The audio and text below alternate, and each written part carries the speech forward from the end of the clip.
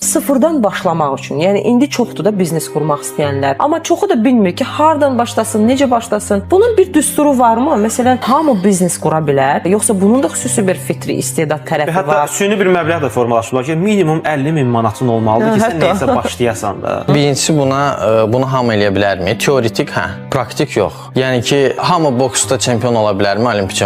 Teoretik hə, praktik yox. Yəni ki, sən onu həm uşaqlıqdan həyatı ona sərf eləməlisən, həm əzələ strukturun, bədən strukturun, beyin strukturun ona uyğun olmalıdır. Həm də hazır olmalısan ki, sən döyüləcəksən. Bir dəfə girir ringə uduzur, deyir mən daha istəmirəm də. Biznesdə elədir ki, sən uşaqlıqdan elə bir ortamda doğulmalısan, böyüməlisən ki, sənin beynin müəyyən strukturu qurulsun. Həmçinin uduzmaqdan qorxmayasan. Ondan sonra bəlkə şansın var. O ki qaldı kapitala, mən dəfələrlə sıfır kapitaldan bizneslər başlamışam. Bunun çox sadə yolu var. Əgər bu belə deyə istehsalatdırsa və yaxud proqram təminatına hazırlanmasıdırsa, sənin kapitalın yoxdursa, bu işləri ilkin etapda özün eləməlisən. Əsas məsələ resursdur, pul deyil. Resurs nədir? Resurs həm də sənin vaxtın, sənin biliyindir də. Sən pulla nə edirsən? Birini işə götürürsən, onun resursunu bir növ kiraya götürürsən. Yəni əgər pul yoxdursa, özün onu bir etap eləyirsən, gəlirliyə çıxırsan, sonra gəlir artdıqca başqalarını işə cəlb eləyirsən. Yəni bu qədər sadədir. İkinci məsələ odur ki, əgər bu innovativ bir şeydirsə, yeni bir şeydirsə və yaxud bazarda ona tələbat varsa, sən çıxıb ona ilə dostuva, tanışva,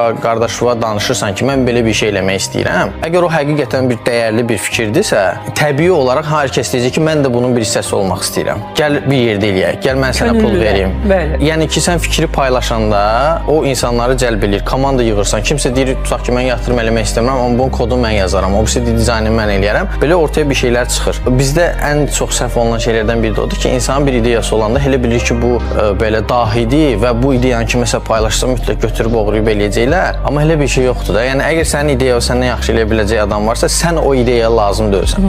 O elə olmalıdır ki, ətrafdakı hamı başa düşsün ki, bunu eləyəcək adam budur və bu düzgün ideya.